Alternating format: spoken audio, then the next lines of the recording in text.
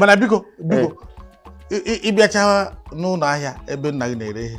nụchara ya bụ ihe ọ bụ ihe ntị enweghị mbọsị imere mechaa chefuo nke a na-ere ya dịka asị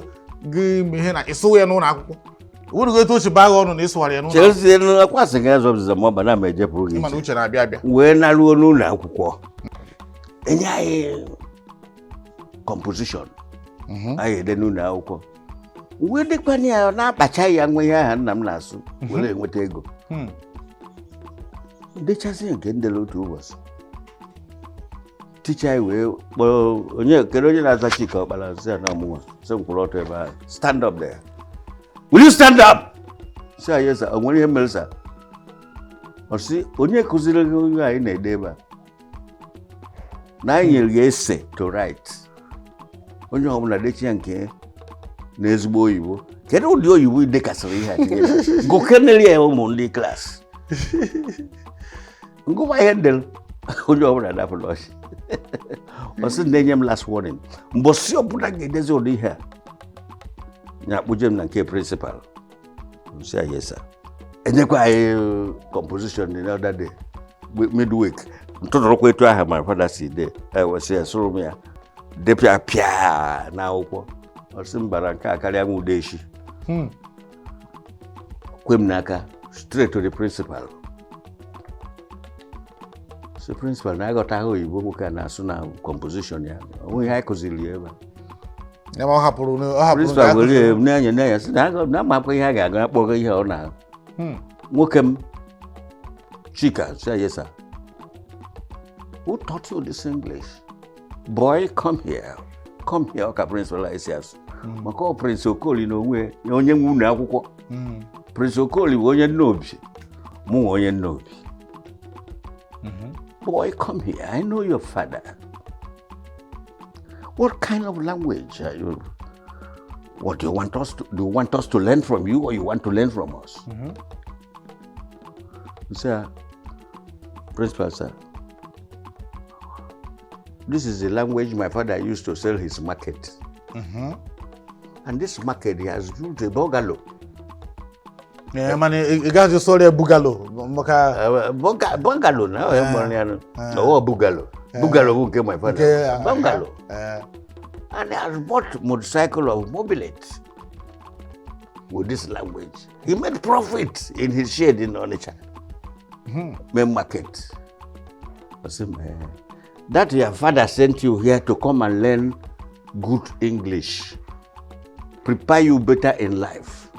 make you a bank manager, a bank accountant. That's why you are here. Not this, not your madam affair. Sir, yes sir. If you write it again, I will expel you. I will expel you. Sir, yes sir. I won't do it again, sir. I won't write it again, sir. So from that day, I stopped writing that kind of language in my essay. And forgot. I got it from school. Igbo bi jele o, anyị Igbo jele o, Igbo bi jele o, nnukwu mmanwụ. We're happier. Where can Natadol? When I met James Siro, a British council in Nollywood. Onyem script, Nene script. Osinange me nati. Ya wona ati bụ nke izizi ebu ụzọ. Ihe nji were owu nati. Maka ade etu aha ka mkpụrụ azịza. So Mrs. Sim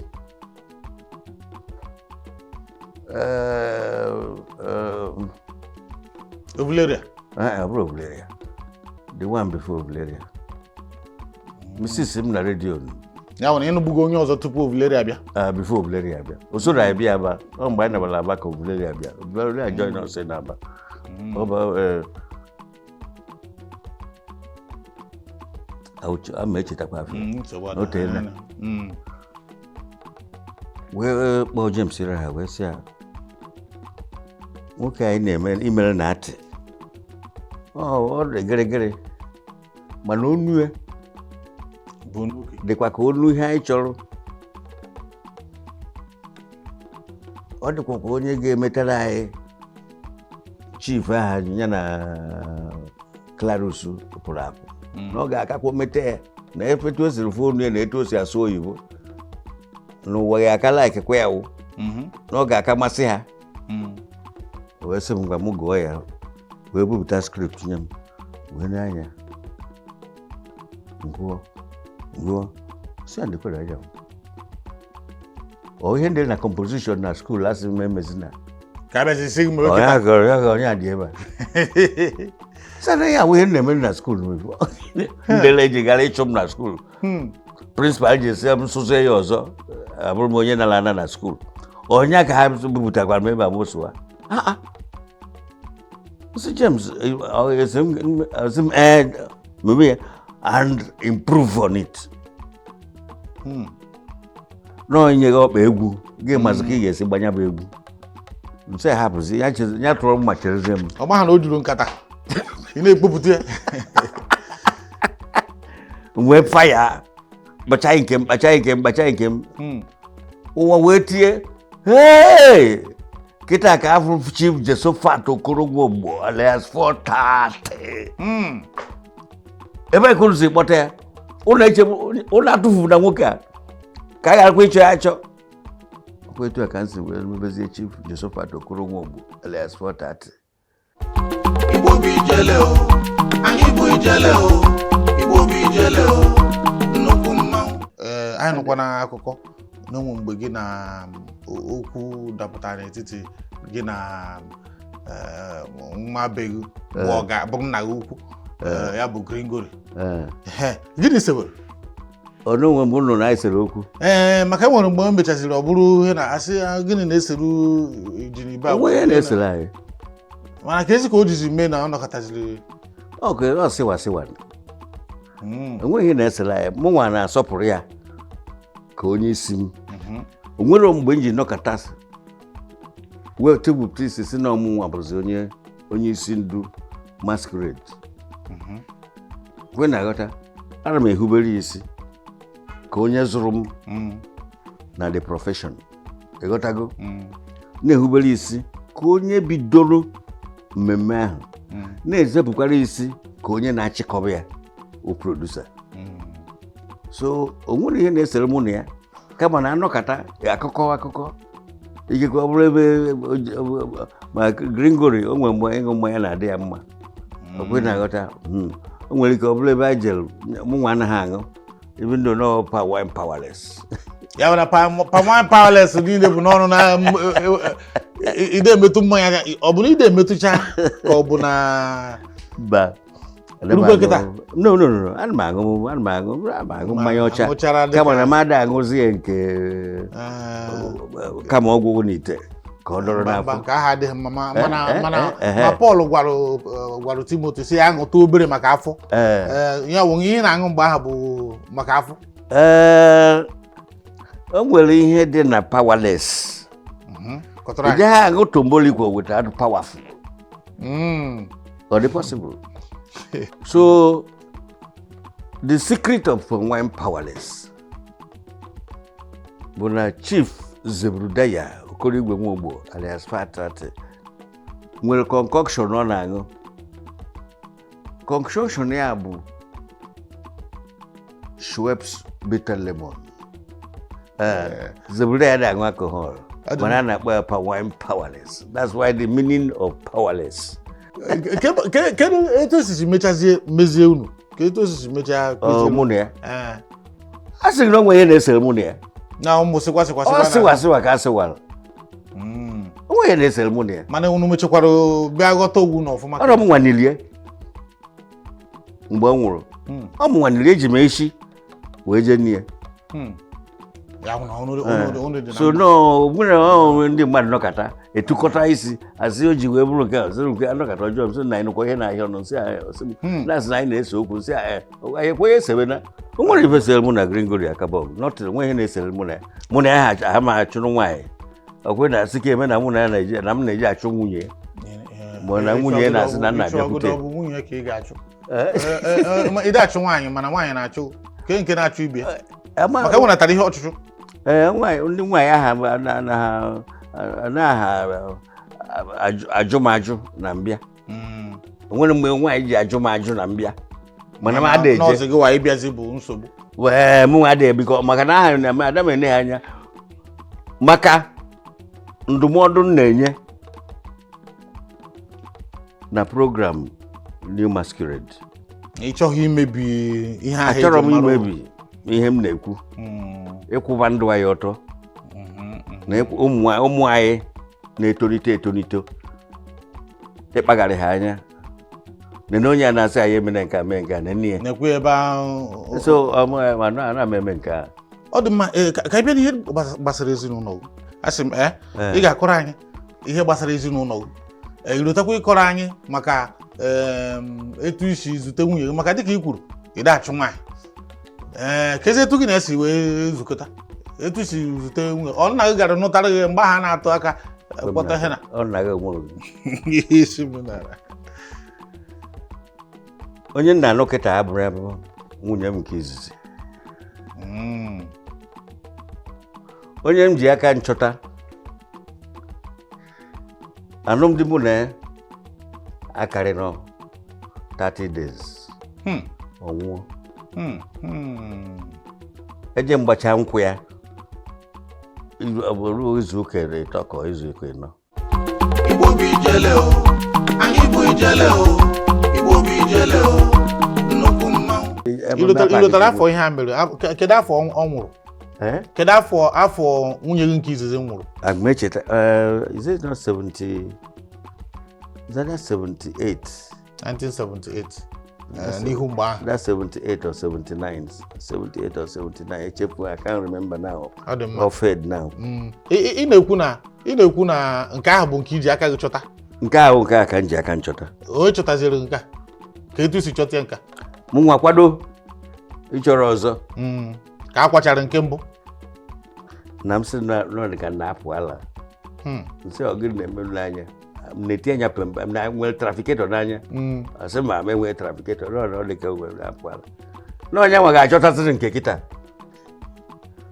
nsị a jee chọta mgbe ahụ ka nwa na-anụrụ n'okwu maka na tupu ngwa ya jee chọta ihe segoro nnata be m maka ọnụnụ Zebrudaya ama love to 90 girls you won't believe it Chineke so wee nalube nna m ya wụ onye asụrụ gacha akagbuo ya next week m ga my father achịrị agbụ onye ka eje tee nkwụ na nwere ma ihe nna akọ ọ degede gị ntị ọ dege ntị na my mother na-asọfasị my mother na-agwazi onye na-apasị na-agwazi onye mkpọrọ bịa nwaanyị mkpọrọ bịa ọkwa ma ndị Yoruba ma Hausa o mgbe ebe nọ Kokradon mkpọchara ndị artist na ụmụ ndị ọzọ wee bụ my father achọghị ịghọta etu a ka ọ dị ma ndị si Lagos ndị nụrụ na onye nke mbụ nwụrụ ka a ga-anọchi anya ọ bụrụ na ha nụrụ na ọ nwụrụ nọ na ha na-akere ịnụ m mana ha fụzinu na ohere dizi what they are doing now to go and replace they are coming to marry a star mana ihe na-ekwu mụ na gị na-ekwu ofu ihe chief anyị na-ekwu through another means ihe na-ekwu bụ n'ebe ọ bụ na asịghị na nwaanyị na ajụ asị na mmadụ nụrụ nwaanyị na nwunye otego nwunye nwụrụ asịzi maka marry again now n'ohere dị so they know that there is chance to marry ya mgbe a na-akwụ na ihe na so mụ ọ bụla na-akwụ n'ahịrị isi nọ 90 of them and they are coming all of them the same day amam mgbe ngakwa travel akpọrọ nata si mọmi ebee ka nna anyị nọ ịhụ na nwatakịrị a na ọ dị ihe a dị mma na nchọrọ ya achọrọ m ịnụ nka sị ma ka nna gị bata my father meghe ede ọhụ anyị jee chere agbụ ya move so ọ dị ka o nwere ihe na-eme nweta ngwa ka ezi etu si chọta nke a so megide ya megide nsị nna ya ọkwụrụ gị ka m bịara ịhụ ọkwa ma ndị nọọsụ ya staff nurse ma ndị good graded girls or were just artists but the man said no ọ bụ the day m kwadoro ịnụ nwaanyị m gwa ya akwana ịkwadobe nsị eze ọ ga-egbu na m afọ ọzọ ya eze ọ ga-egbu na m akwadogo m ịnụ nwaanyị ijide nwaanyị gosi m ya taa maka ọ bụ petrol ole na-agba were abịa ụlọ na-risk life chọtara m nwaanyị today ọsị m chọta nwaanyị ọsị m nwere ike inye 2 hours nsị ana m enye gị 4 a na-eri ya n'afọ n'obi nsị ana m enye gị 4 ọsị eweburu ihe odo eburedo after 1 hour ochighi azụ nsị ahụ ka ịkpara nwaanyị ọsị hai na mfụ nwaanyị ya na o nweghị ka nchọzie nwaanyị ọzọ n'ụwa ọ bịagoro ka ọ sụ ụzọ nsị a hapụrụ ụmụ okwu ndị eji ekwu okwu ọsọ na ihe mere bụ na nwatakịrị anọghị n'obodo a nọ n'Enugu so na ya ajụtazi adreesị ebe m ga-afụ ya n'Enugu njelo ka m jee fụ ya ọ dị mma mụ zitere ya ozi ọ bụrụ na ọ bụrụ onye dị m ka ọ ga-adị mụ zitekwara ya ozi ka achọkwa ọzọ n'efuru nwanne nna onye be ma na anya na ya na-aṅụkọ nkwụ na Idemmili Nnobi na o nwere ahịa a na-akpọ Idemmili after afọ anyị nwere another market a na-akpọ Idemmili very close ebe a na-ere mmanya Igbo bụ ijele o anyị bụ ijele o Igbo bụ ijele o nnukwu mmanwụ nsị na ihe m chọrọ ịnụ na m chọrọ ịnụ nwaanyị ga-aghọta m ọfụma wee ma na mba na artist na ụmụ nwaanyị ga na-abịa be m ndị mụ na ha na-emekọ show na nwee showman ọ bụrụ na ụmụ nke onye obi ya ga-anabata ụmụ nwaanyị na-abịa be m achọrọ m ya ọ bụrụkwa na onye agaghị ajoin m n'ihe m na-eme na ada ama achọrọ m ya ọsị m ka ihe m na-ekwu onye nke agụchago akwụkwọ na-arụ ọrụ na Federal Pay Office na ọmanya ọmago ihe m na-ekwu na ọ gụrụ akwụkwọ so na ọmanya na ọya o nwere mgbe nsị ya wee tụ aka isi chọrọkwa nwaanyị bịawa Enugu wee bịawa Enugu ruo Enugu jee Federal Pay Office ebe ezikọrọ m onye isi fa wee sị m hey sorry mgbe kọwara ya sị nekwo ka m si bịa na ije m na ka mụ na nna m si wee kpa mba the woman is good the girl is good hey na-ebiago no that's fine kama na o je break nwere ike ichetụ ya ị nọrọkwachewa ọ dịka Jacob na-agba bọ ya afọ 10 ka o wee weta ofu nwaanyị ya na ije nwaanyị awụghị ije ịta bread chakwa mgbe cool gwada meanwhile ahapụrụ m Kokra Don wee nataba mụnwa bụ production manager agwara m Peter Igo who was my producer na nna eje ịnụ nwaanyị na m aga anata agwara m ya na orido achọrọ m that night ahụ the next morning na nnọ Jos from Nnobi enweghị na ekwentị eji akpọta mara onye na ekwentị ya dụrụ so cool down chee nenu chee na ana gbasa break ọ nata mgbodiga nye na amana m onye ọbụla so nye na nna I think the oga called her sanya bịa na onye na-achọ ya no si ebe dị etu a na-efe ọ Chief Zebrudaya ya kurukwa dawo na ihe ọ bịara bụ okwu alụmdi na nwunye ine ya anya ọ bụrụ na ọ dịghị mma fine egwe ya n'oge ọ bụrụ na ọ dịghị mma esi aka ị na-aka ije chee so na asụgoro ụzọ no ọ bụrụ na ọ dị mma ọ bụrụ na ọ dị ya mma ọ sara aka ọ bụrụ na ọ sị na ọ dị ya mma ya sị ya na ka no nwere ka o si ekwu na ya erikwana ego ya ọ bụrụ kịta asị erikwana ego recharge card isikwana ya na fonu mere mmebi wee chezie n'ebe nọ na waiting room ha girl bata n'afọ ya bụ Christiana Ogbuefi nsị a ọ ndị bụ Ogbuefi ọ Nnobi ọ sị ma nsị a ọ dị ka ọ gị maka m chọrọ bịa nụ ọ sị ezi na onye isi agwaghị na m chọrọ ya bịa nsị a na ife nji bịa na nna m sị m bịa mfụ ga-ede gị ọ bụrụ na ede mma na okwu ọnụnụ ka m bịara abịa m okwu girlfriend na boyfriend ịnụ di na nwunye ine m anya ọ bụrụ na m adịghị mma anyị agaba n'ihu nne nne gị anya ọ bụrụ na ede mma anyị agaba n'ihu ọ bụrụ na o nwere ka o si ri mperi anyị aka ọtụ ya kịta nke a bụghị akpa ekpere ma ọ bụ gachi ọgwụgwọ achọrọ m eme come to my hotel or come to dinner anọrọ m na ụdị a ada m egwe m ụdị a so etu a ka mụ na-esi wee kpa ọsị m nsị anyị bịaba ọ ndị be anyị bịaba ka ụwa anyị cheregodu o mekwere etu a ka o si esetere n'ala ọ na-ene m anya n'ihu nke gị bụ n'aka ka ị na-eme wee na-ene anya nke ahụ na ọtịrị ka ọ na-ere nsị ha bụrụ isetere n'ala zama ajụjụ ejim isetere ya eme gịnị ibe a m gwara gị hoo ha ọ kara gị obi ka ọ na ọkara gị obi na mụma production manager na ihe niile nọ na camp ndị artist na crew I have about 22-man crew for Kokoro and Dawn. Then I have the artists, about 12 of them on camp. I'll give me abundance the guy Azam today. So after about 15 minutes or 20 minutes, I say, I biaba. I biaba.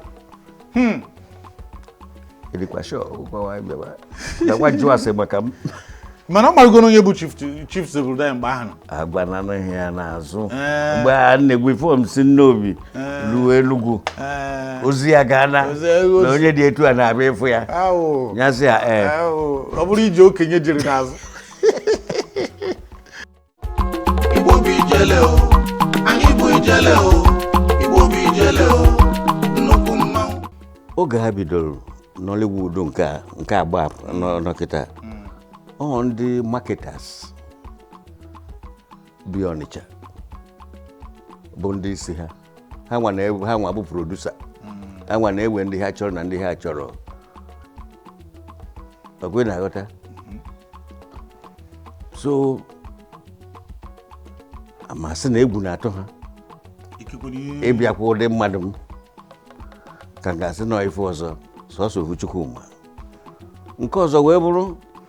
na-eweta script nne ya anya ọ bụrụ ihe aka ama obi maka na ọ dịghị ka ụdị ihe m ga-eme ya ngwacha ndị mmadụ ha si ụzọ a abịa gwa m sikwa ha si ụzọ a ọ bụrụ ngakọsị wee jụ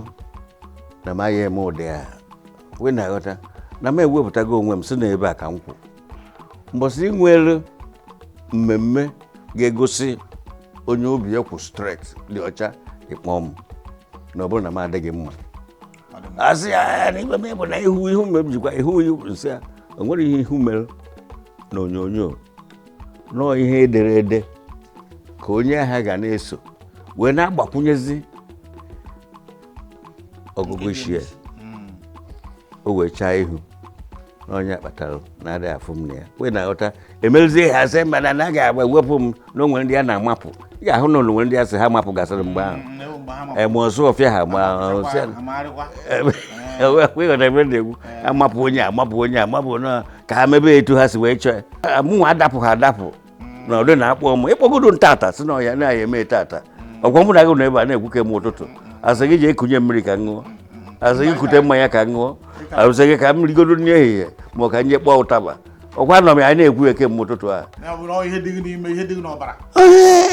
ka Chineke mezie okwu ụmụ Igbo na-edozi obodo Igbo na-egbo mkpa Igbo bụ ọsọ ọfịa ukwu nnukwu mmanwụ obodo ọbụla ị bịara ma ịfụ ihu afọ Igbo nwanne m gbanagakwa na ndụ adịghị ya obodo ọbụla ị bịara abịa ma ịfụ ihu afọ Igbo enyi m gbanagakwa n'ụzọ adịghị ya etu ọbụla ọ dị Igbo anyị bụ akwa ugo ka anyị jigharịa ka anyị jigharịta ka